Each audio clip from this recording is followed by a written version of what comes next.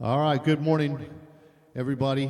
Good morning. Welcome out to West Valley Center for Spiritual Living, where it's just a wonderful day outside. Is it not just what a sunny, nice day? Not too hot. It's warm. Yet. It's yeah, just it's warm. supposed to be coming, but they always say it's coming. So, welcome everyone to the service online, to everybody here, everybody who isn't here, including Clyde. Clyde We is not miss you, here today, Clyde. but yeah, we still like you, Clyde. So, thank you for letting me be here, really. I love it here. So, for this morning's service, we would like to start it with a song called "This Is the Day." If you please rise and join with us. They're going to bring up the words and get the spirit flowing. Reverend Karen is back there. Just a little shout out for Karen when she comes through. So, That's it. that's it. You ready? Ready?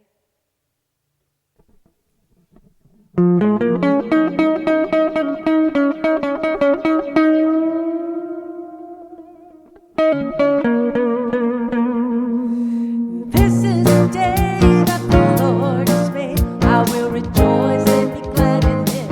Sing that with me.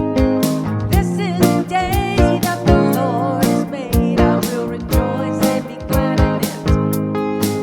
This is the day, a day to be seized, yeah. A day I can feel my spirit set free. Yes, this is the day. It's time to fly higher and higher up in the sky. This is the day that the Lord has made. I will rejoice and be glad in it. This is the day that the Lord has made. I will rejoice and be glad in it. This is the day all my dreams come true. Can feel Spirit working His way through. Yes, this is the day. It's time to fly higher and higher up in the sky. This is the day that the Lord has made. I will rejoice and be glad in it. This is the day that the Lord has made. I will rejoice and be glad in it.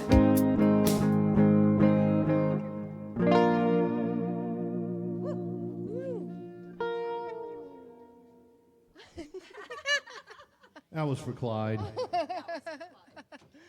Good morning. For those of you who don't know me, I'm Kay Fontana, one of the practitioners here at West Valley Center for Spiritual Living, and I want to welcome you this morning, and also all of you online, welcome to you too. So, the practitioner in service today is Mary McNabb, so she'll be available after service for prayer up in the front. So if you are called to request a prayer, she'll be available for you. And just a reminder that confidential prayer requests are in the back prayer wall or prayer table in the back, and there's also a prayer box at Home's base. So please feel free to put your prayer request in one of those boxes, and our practitioners and ministers will pray on it throughout the week.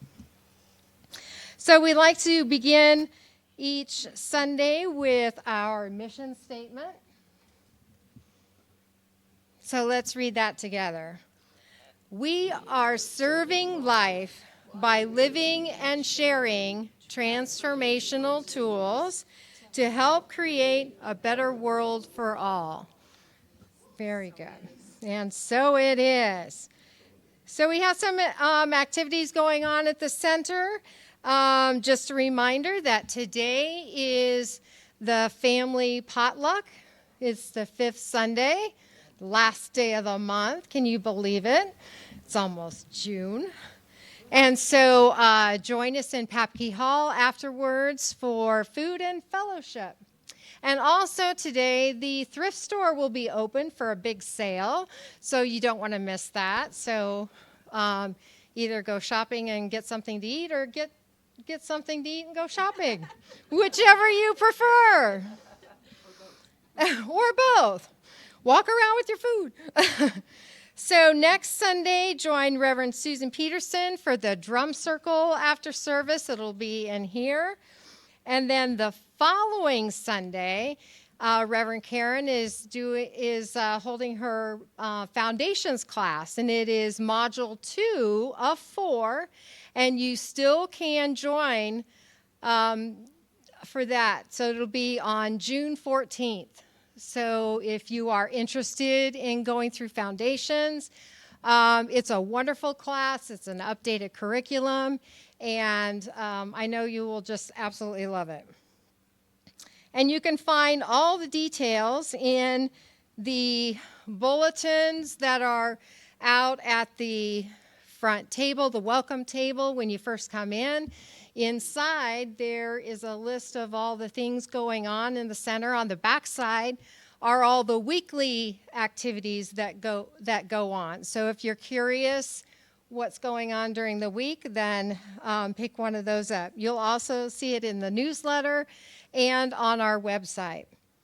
So now it is time for us to change our program. We had a loss for words there. So to settle into this moment, so that and prepare us for Mary's invocation and Reverend Karen's beautiful message. Thank you.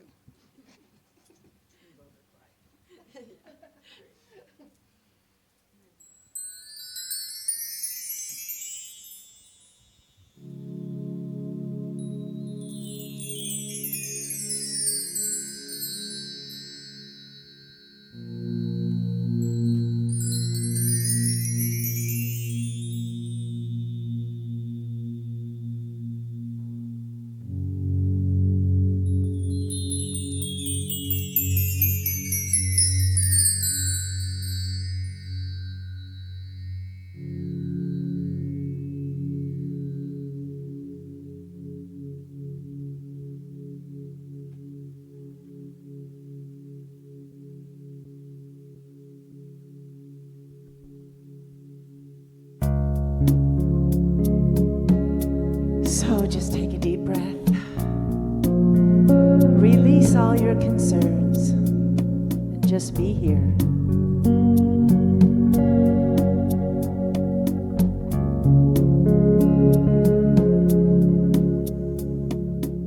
I will make a quiet place within my heart. I will wait upon the Lord,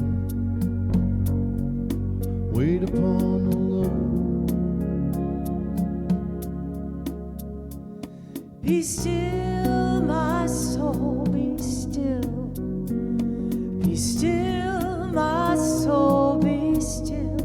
Be still and know.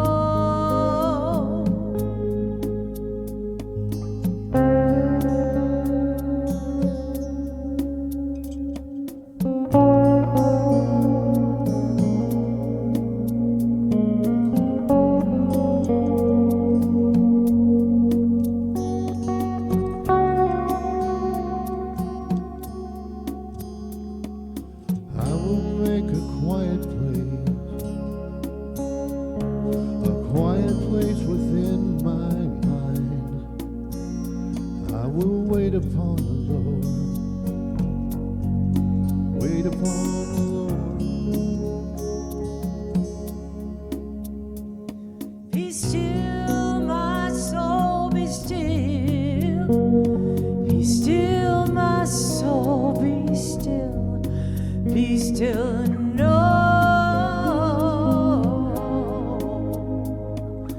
I will make a quiet place within my life, and I will wait upon the Lord, wait upon the Lord. I will make a quiet place.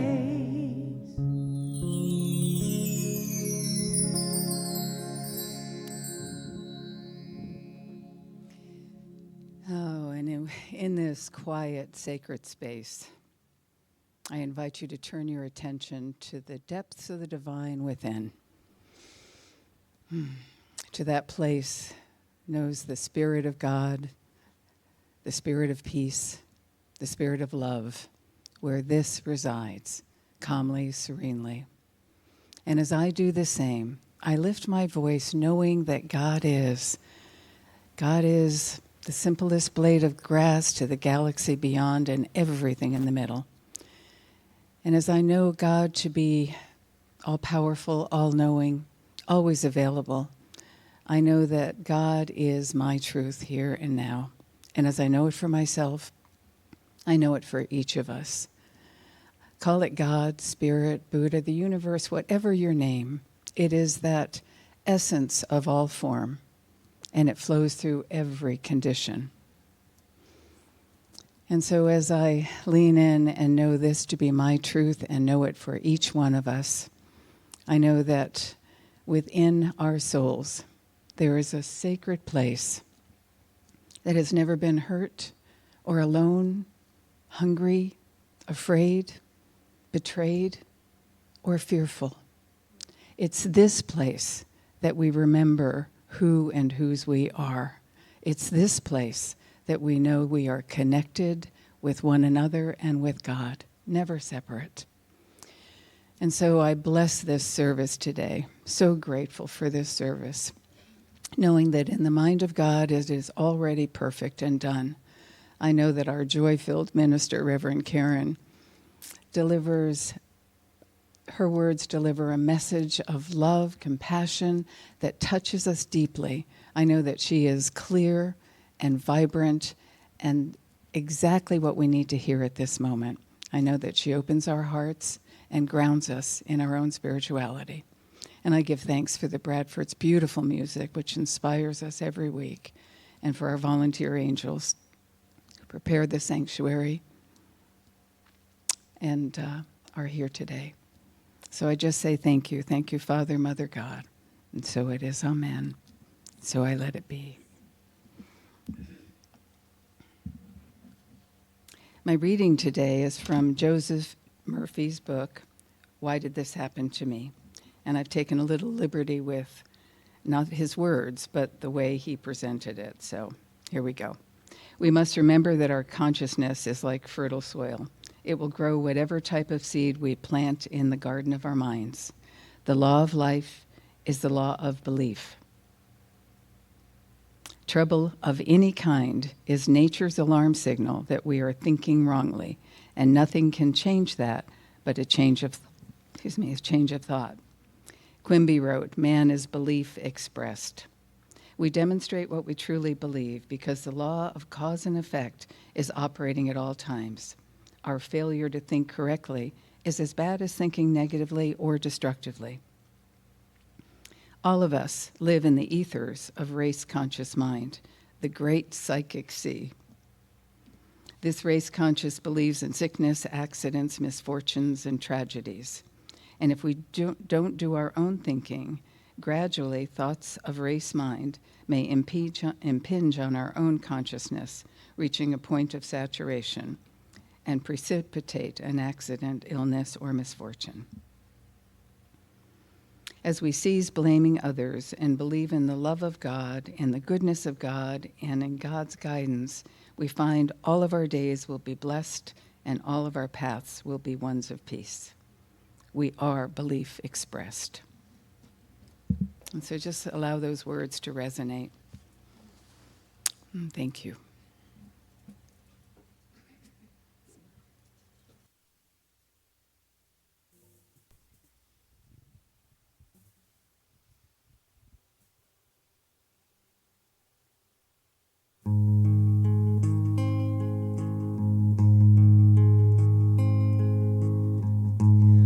Imagine what you want, then get out of the way.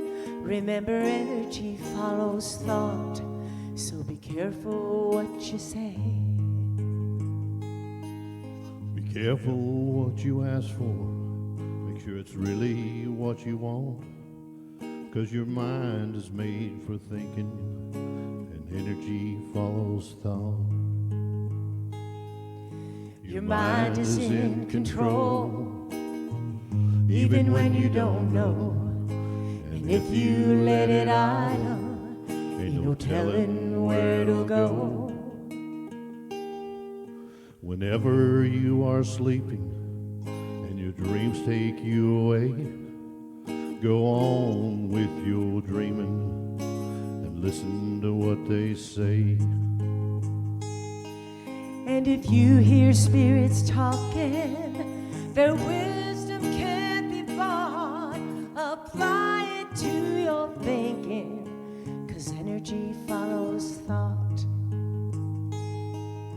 Your mind is in control, even when you don't know.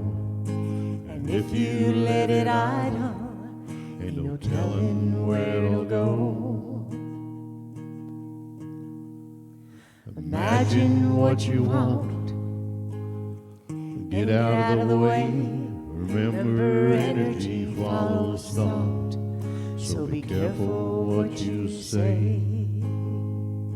Remember, energy follows thought, so be careful what you say.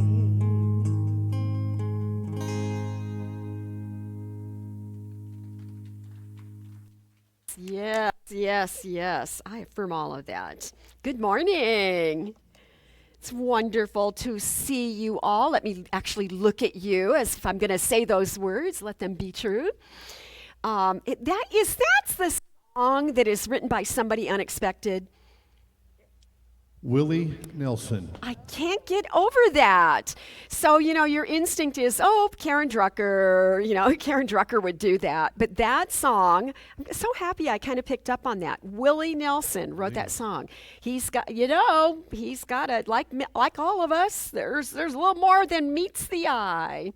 So I am here to talk with you this morning about something that has me all revved up, as often happens when I spend a week on a topic, and I think it's kind of a lighthearted and very practical message, and so I'm happy that you're here. Typically, when Reverend Clyde is gone, the numbers go down. I think everybody thinks they can take vacation because he is. So yeah, is that the way that works? So the title of my message is Discovering New Evidence.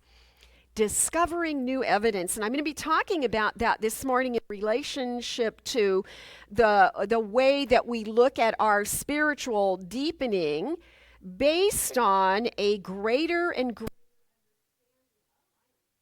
cutting out today here. It's it. All right, well, you know what? We know how to solve that problem. We're going to turn that. And I'm sorry, sound booth, but we're going to go to the handheld. All right, so every day, every time something goes wrong, we get a little more information. This is just like life. Some truth is trying to reveal itself so we can be more clear on what's going on here.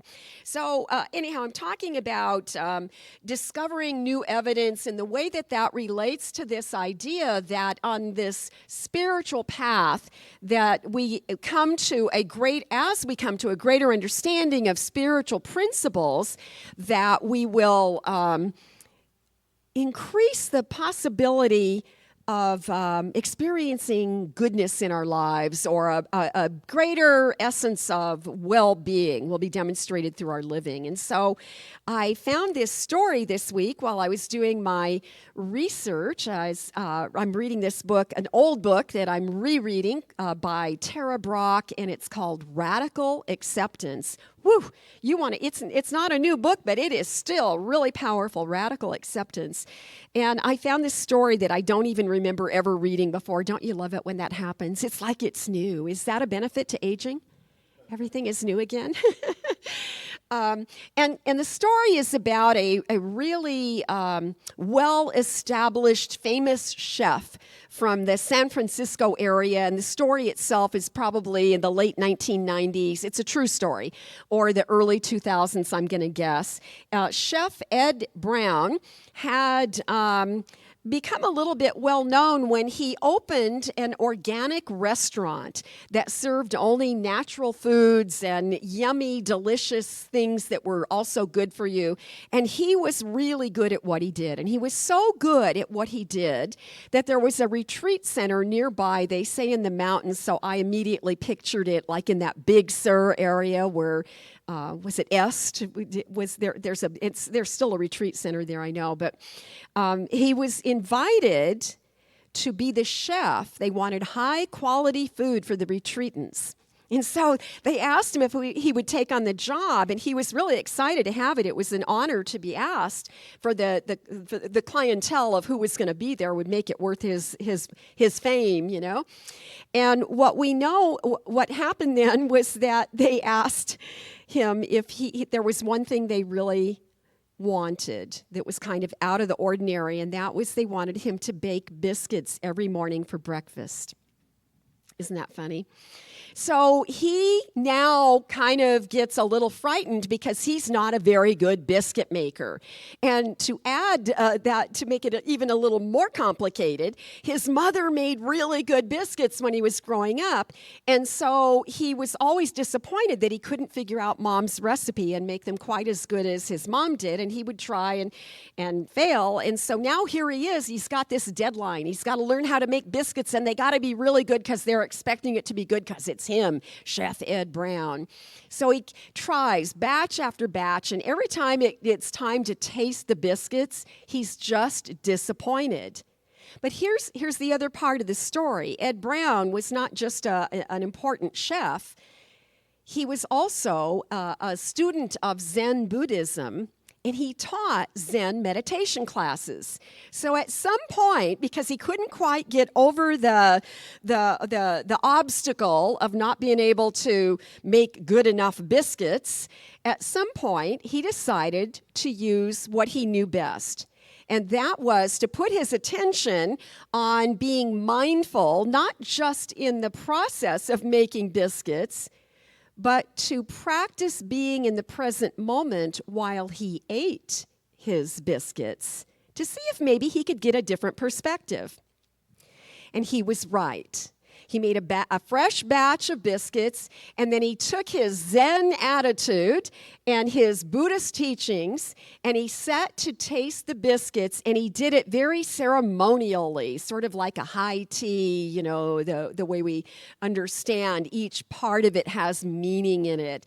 And so he smells the biscuit, and he breaks off a piece of the biscuit, and he puts it in his mouth, and he savors the taste of it. And what he discovered was quite remarkable even for him. It was good. He had made a good biscuit, and he hadn't done anything different than he had been doing all the experiments before that. And he described his biscuit like this. He said it was flaky, it was buttery, it was earthy, and it was real. And it was real good. And he realized that he had taught himself a lesson, that he was willing to be open to a new experience, to discover new evidence, and in that willingness, he had an elevated experience that was different than when he was busy worrying about whether or not his biscuits were good enough. So Chef Ed Brown came to discover that his opinion of his work was wrong, and that he was a pretty good biscuit maker.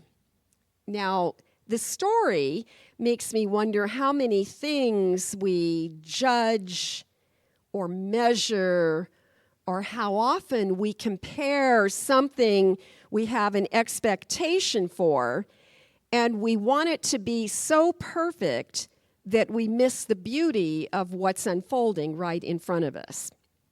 Yes. also there's that piece of like we carry information. I loved all we haven't heard Joseph Murphy in a long time. That was so fun. The consciousness of humanity then also impacts. It was worded so well in that reading, Mary. That influences us as well, and we're not aware of that when we're having that experience.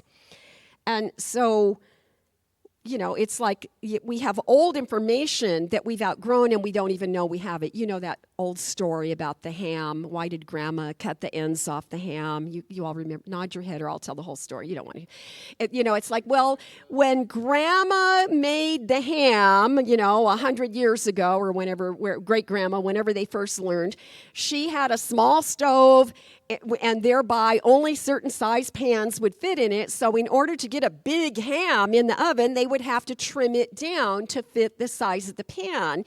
And then and then the story goes that the little girl is watching Mom cook it, and she goes, Mom, why do you do that? And Mom doesn't know. And then if you do the research, you find out, well, that's not even a valid point anymore. We don't need to do that anymore because, boy, life has changed, hasn't it? So I wonder, this whole biscuit story has got me I got so excited when I read it because I keep thinking, I wonder how many things in my own life that I keep looking at from the old point of view and things might be different if only. Right? So it's that if only, it's that thing we do. From a Zen perspective or from a spiritual view, how might this be different? And what if we practiced the art of discovering new evidence as a part of our regular daily spiritual practice? What if we set a goal to set out every day and discover something new that we hadn't ever noticed before, or maybe a new way, or maybe an old belief that doesn't serve us anymore?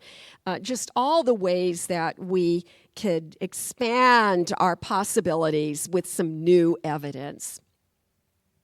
I think the most classic way we get stuck in old beliefs has to do with the idea of who and what God is, right? I say this often because it's a key part of our teaching. It's, this we tend to believe that God is this anthropomorphic, human-like entity, and then what we have done is we have smallened what's possible for us.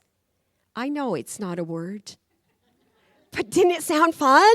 Did you see how much authority I had when I said it? I'm pretty sure I made that one up, and I'm probably not the only one that has done that. But it makes such an important point to me. We make our world smaller when we keep making God be human-like.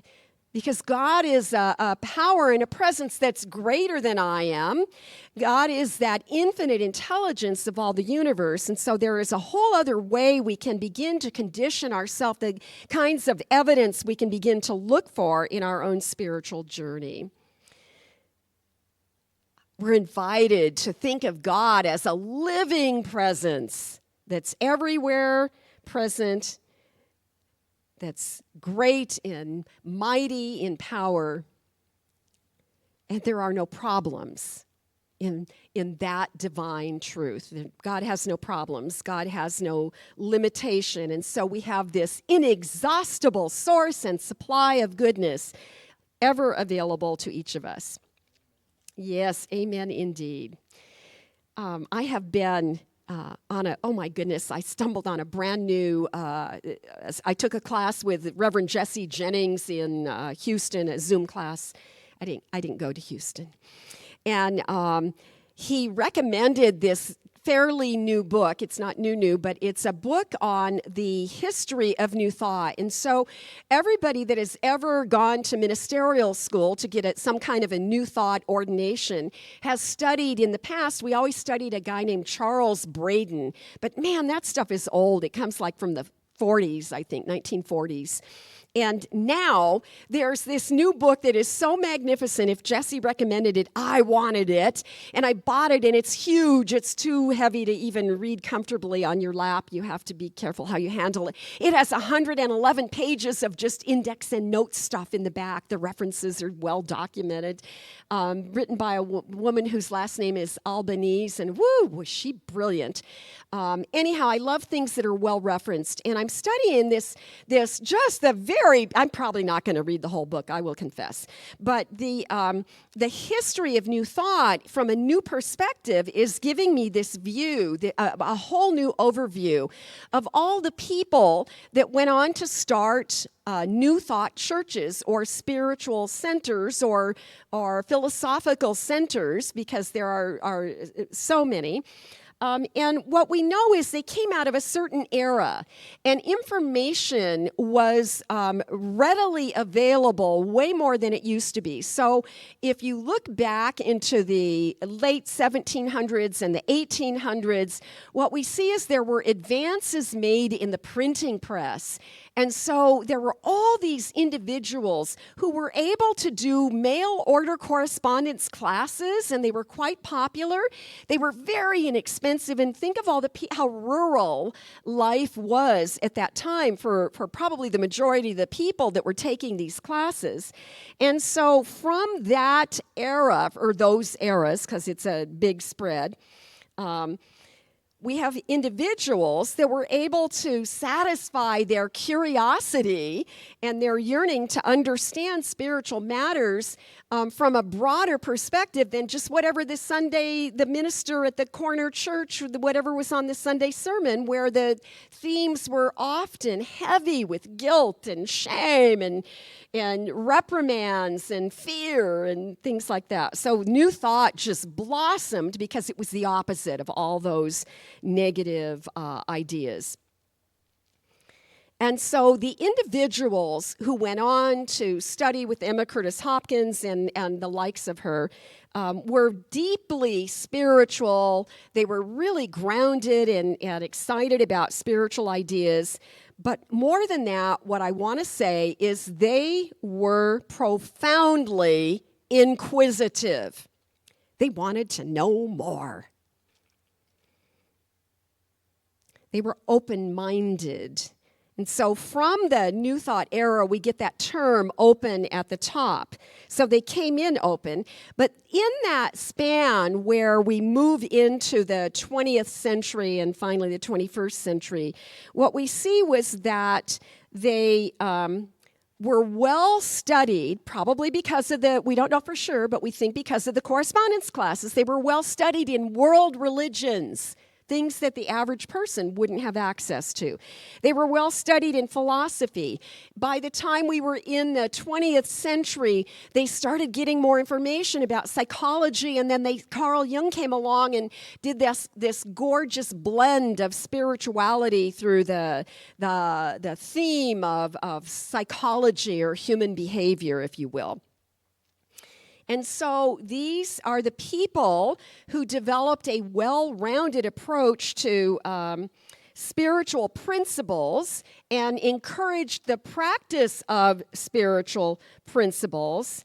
And we have all of this because they were inquisitive and curious and interested in discovering new evidence. 1897, Dr. Ernest Holmes was born into a large family. He was the ninth son, all boys, ninth son of Anna and William, and their final child. They didn't have, that was enough. That was probably enough. And these parents were well-read, and of that ilk where they studied all these correspondence classes, and that's how they raised their kids. They raised them to be curious and open-minded, and that is how we come to have the teaching that happens in this spiritual center and is the teaching of all centers for spiritual living. So I found a quote from Dr. Ernest Holmes. I took it from the book A New Design for Living, and this is good. In fact, the latter half of this quote is where I got inspired to say everything I'm saying today. Holmes said this: "There is a great law of life, and aspects of that law apply to every phase of our living. And to the extent that we can ascertain them, to the extent of that we understand them, we can use them." Now, that part you have heard in many different ways because it's something he repeated again and again and again. You can only use as much as you comprehend, and so there's that encouragement to always keep expanding, to stay open-minded so that we can grow, we can stretch our consciousness, and practice and apply these principles in our lives in greater and greater ways. Now, here's where it gets juicy. The time will come when we will discover for ourselves that the thought of hate can be just as damaging and painful as hitting our thumb with a hammer. I love it. Whenever he says the time has come, I stop and I take a breath and I want to know what he's about to say. Because what he's saying, when he says the time will come for every one of us when we will start to understand these teachings. We will start to understand that when our understanding is limited, then so is the extent of our use. So is our ability of what we can use in our own lives to expand and stretch our own consciousness. But this thought is so powerful. We will discover for ourselves that the thought of hate can be just as damaging or painful as hitting your thumb with a hammer. Now, probably many of us have had a boo-boo with a hammer. Look, even a professional is willing to raise his hand. Thank you, Rod. We know it hurts. If you see somebody with a black and blue thumbnail or something, you're likely to ask, "Ooh, that must have hurt." He's saying a bold statement here because what we know is hatred hurts the hater. And there's no getting around that. And I think that in the last 5 years or so, it just seems to me like I'm observing more hatred in the world. And it's over the silliest things. So yes, we choose up sides and we get mad at people that don't agree with us or that people that cut you off on the road, whatever it is, you got that. But I'm noticing it even more in such a silly way, in more average or unexpected ways. People are talking about things like, "Oh, you fly that airline? I would never fly that airline." And they say it with vehemence. They say it with such passion, as if something's wrong with you, right? It's just a preference. But there seems to be we're so stirred up that kind of hatred can creep out. And so when I think about what Holmes is saying here, and when I put it in these terms, hatred hurts the hater. You're carrying it around. How does that say when you, well, let's not try and do that. I don't know where I was going. You know though. I know some of you know where I was going there. That you're carrying it around. It's a poison that you are hanging on to that is not serving you in a positive way at all.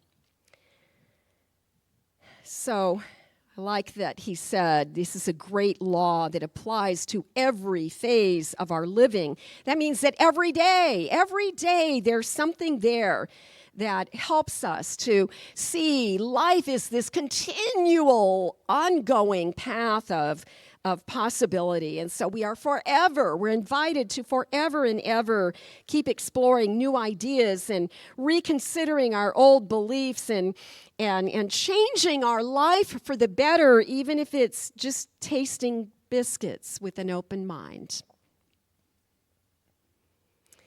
Sometimes I think we're called to be that Zen chef, not just in our kitchen, but in the way we taste our experiences of life. So to remain open at the top is to remain spiritually open to all of that juicy, wonderful God wisdom that's just ever available, the divine guidance, this beautiful truth about the presence of love in every aspect of life. But you got to name it. You got to ascertain it, understand it, recognize it, call it, and then you can have a greater experience of it. So what we're talking about this morning, discovering the evidence, rediscovering the evidence again and again. We're talking about sacred inquiry. When I call it sacred inquiry, I can see that this can be a part of my daily spiritual practice. I can dedicate myself to it. And in fact, in Buddhism, they have a name for it. It's called Dhammavicaya. Dhammavicaya. And it means we question in order to discover. So there's something rich and wonderful in our willingness to ask the question. I always think of that passage where the disciples asked Jesus, why was the baby born blind? And he said, you're asking the wrong question. So we keep asking, we keep going back to questions. And by the way, Dhammavicaya is one of the 7 factors of awakening. So keep in mind, the Buddhist, what do you know about Buddha? He would say, who are you? I am awake. I am awakened. It was about awakening. So in Buddhism, this is really important. And the very first factor to awakening that they teach is mindfulness. And right after mindfulness, you will find that investigative attitude. Ask, question, wonder, explore, discover new evidence.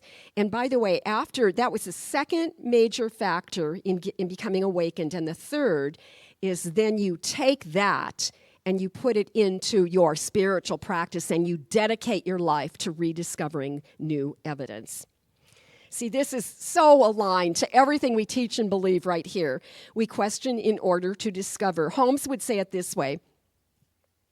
We stretch the extent of our understanding so that you don't whack your thumb with a hammer, right? Except it's not just whacking your thumb with a hammer. We're talking about spiritual truths. So you don't have some erroneous belief that limits the way you show up in life. So we go back again and again. Meet me at the well. I love that saying. Meet me at the well. Go to the well again and refresh what you know and think again. The more we see, the more we can see. It makes sense. So you know who has the best questions on the planet in this minister's opinion? Byron Katie. If you've never dabbled in the work of Byron Katie, she is really a fabulous contributor to CBT, cognitive behavior therapy, step by step. It is science of mind, listed out for us. And so she has taken CBT, cognitive behavior therapy, and put a spiritual twist on it. And she has 4 questions. She calls her questions the work. First question.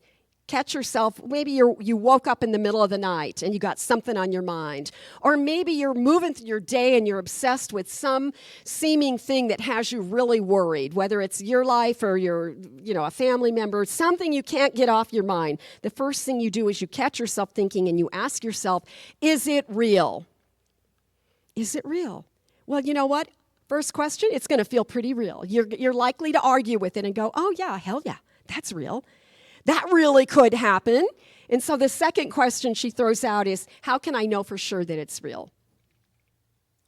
And the third question is, how does it make me feel to believe it's real? And then finally you get to the turnaround and it's, who would you be without that thought? See, this is the same stuff I've been teaching here for a long time, 15 years. This is the same stuff I say with great frequency, and that is, Lord, show me another way of looking at this.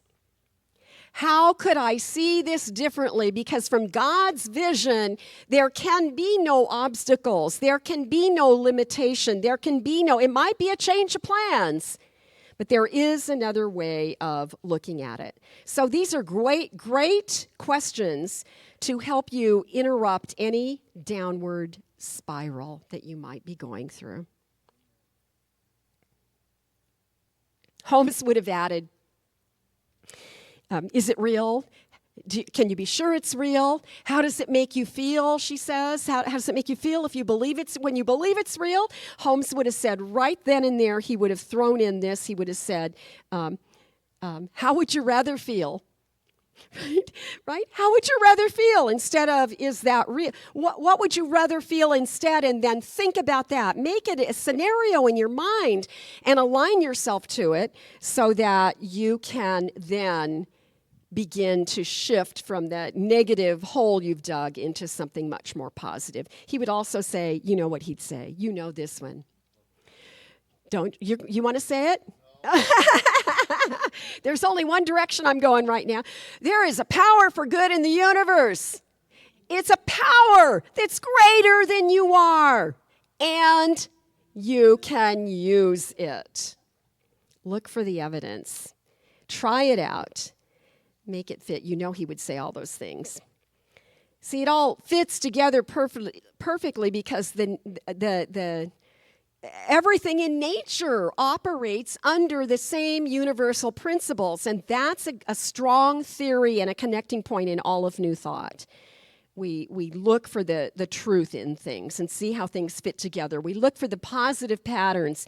We look for our own negative patterns so that we can shift them around. And when you do that, when you stand in that perfect alignment with the law of good, everything shifts and changes because you, from the spirit of consciousness, it's like you found your groove and you're moving in the flow, and in the flow, things move smoothly. I remember you get to make mistakes. Every 7 minutes you get to make a mistake. Was that the talk I gave last week or recently? So we have all of that coming together, and we see that, again, we can look at our biscuits with new eyes, right? We can use our spiritual tools like a skilled construction worker would use a hammer well. We can use our spiritual tools in that same way. Any law of good, when you practice it, when you have a full dedication to practicing any law of good, it will bring good results. It's just by nature of the law, it can do no different than that. I think we're talking about aligning to love here. And love is God's purest force on the planet. In fact, we say God is love. And so when I say I align myself to love, I'm not talking about me loving in that personal way. I'm talking about aligning to that divine energy on the planet that is so all-encompassing and powerful. And in that way, God's love can move through us, express through us, and into the planet. So I have a closing quote for you that I have grabbed from Caroline Myss. And it's so good that I am delighted to share it with you today because it sort of ties the whole talk together. Caroline Myss says, "Our lives are made up of a series of mysteries that we are meant to explore. And yet somehow these mysteries remain mysterious because we are meant to live in the questions and allow the questions to lead us to that place inside where we can discover the sacred. Always stay open to new possibilities. Make it your intention, and make that intention anew every day. It's a blue moon tonight.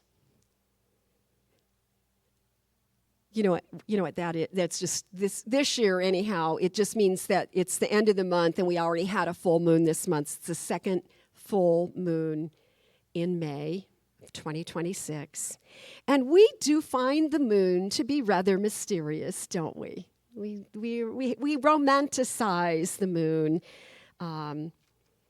It has always been a tender something in my heart. I especially love the moon when it's that little Cheshire smile and the planet Venus is right above it. Oh, I think it's so special when that happens. So I have a fun fact about the moon that many of you will already know. But I was a grown woman before I learned this, and I learned it when I went back to college, and I took an astronomy class.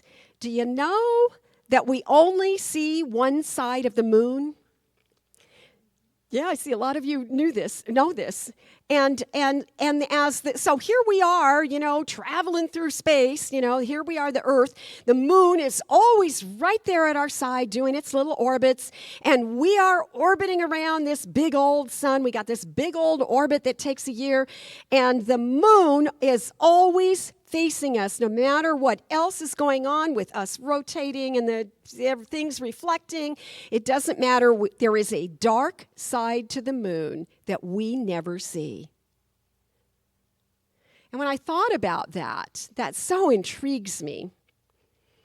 When I thought about that, I was thinking how that reminds me of the way we talk about having thoughts in the back of our mind. And I think sometimes it gets a little dark in the back of our minds. And here's what I know, and this is what I want to leave you with. When I am prayed up and I am God-centered, then it doesn't matter what's lurking back there, because there can be a burst of a new idea that comes. When I'm God-centered and I'm prayed up, I can get a thought or an idea, and it just comes through so incredibly because we found our groove. We're in that zone, right?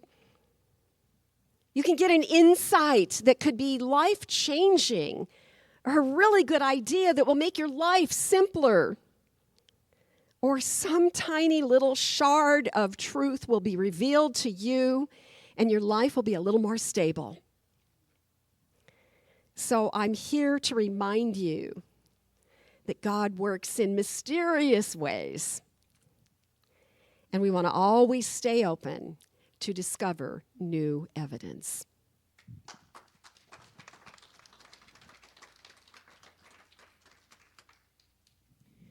So let's prepare for prayer.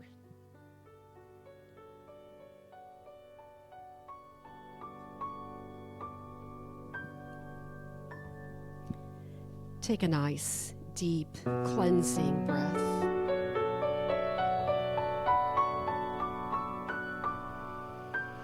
And we settle in,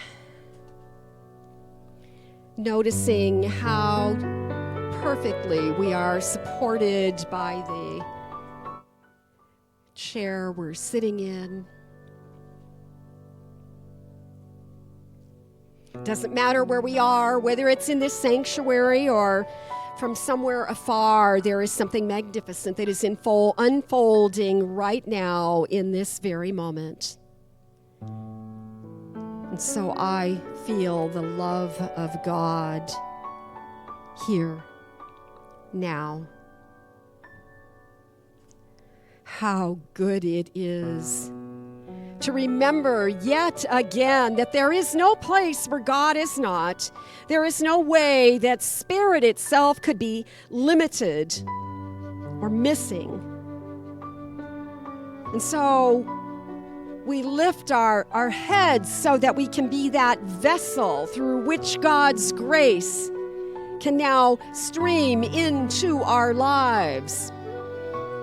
We allow ourselves this remembrance so that we can easily know that there is that power that is greater than we are, and that we can use it as we grow in our understanding of it. So I speak my word this day, pronouncing that the truth is there is always new evidence to be explored. There is always something more to be open to. There is always this infinite knowledge, the wisdom that shifts and changes and alters our consciousness so that we are renewed and we are remade again and again. We allow that love of God to be the very activity of life within us, so that as we are stretched and reshaped and rediscovering these great eternal truths, we are also comforted. We are also filled with that grace in such a way that we are able to express God's sweet love on this planet in greater and greater ways. So I say thank you, God. Thank you, life, how wonderful it is to know that there is truth that is always trying to reveal itself in every moment. A greater expression of wholeness and completeness. It is that place of peace within us that is untouched by anything in the outside world. And it is a peace that passes our human understanding. So we are grateful for this. We are grateful for the way that there is this ongoing activity of Spirit itself living us, breathing our lungs and pumping the blood through our bodies so that everything circulates in this divine way. And because these things are true and these words are powerful, I know that there is healing that begins to unfold as our cells and our body responds to these words. That there is a realignment that allows us to move in that flow, in that grace, in that love. And so I know that all things are indeed in perfect order right in this very moment. So I say thank you, God. Thank you, life. Thank you, infinite Spirit, for all these renewing ideas, the evidence that is given to us again. Only love is real. And in a spirit of deep gratitude, I simply release this prayer into the law, knowing it is done, and so it is.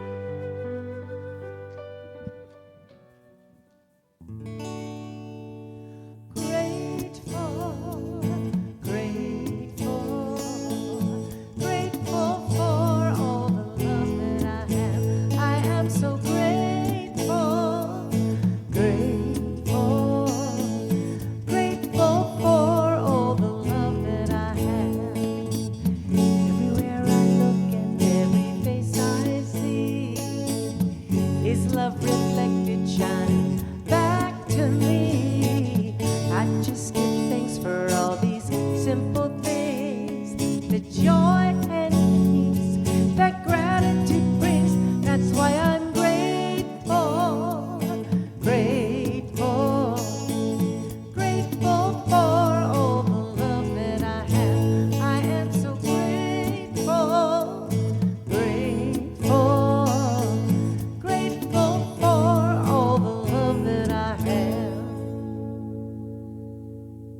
Thank you, Bradford, and thank you, Reverend Karen. Beautiful message today. So it is time to celebrate our abundance. And as you know, we don't pass around the offering plate, but we do have drop boxes, one on the way to Papke Hall, one in the back of the sanctuary, and one out by home space. So we also have, you can tithe the center online, or you can use Zelle. There's many ways that you can show your abundance and prosperity. So let us repeat our giving affirmation. We live in a consciousness of good. Divine love blesses and multiplies all that I am, all that I have, all that I give, and all that I receive. Thank you, God, and so it is.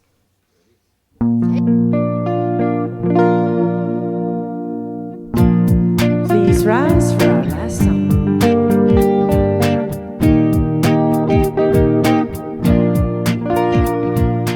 Oh, it feels so good to be alive. Sing that again. Oh, it feels so good to be alive. I ain't thinking about my problems. I'm living now. I'm living now. And I ain't gonna worry about the future. I'm living now. I'm living now. So put your hands up if you feel like having a good time. Put your hands up if you're sharing love with all. Raise your cup if you're hopeful for tomorrow. Put your hands up if you're ready to have some fun. And sing it. Oh, it feels so good to be alive. Oh, it feels so good to be alive. Feels good, don't it? Feels good, don't it?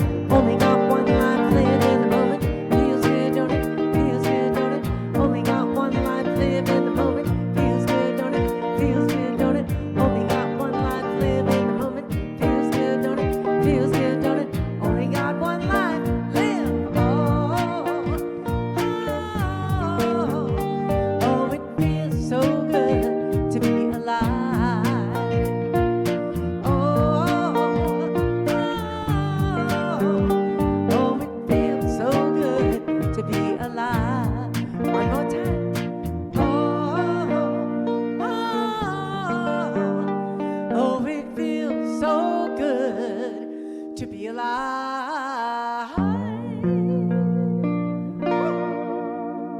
I got a closing affirmation for you, short and sweet. I am discovering new truth every day. I am discovering new truth Every day. Thanks for being here. Remember, love often, pray much, or something like that.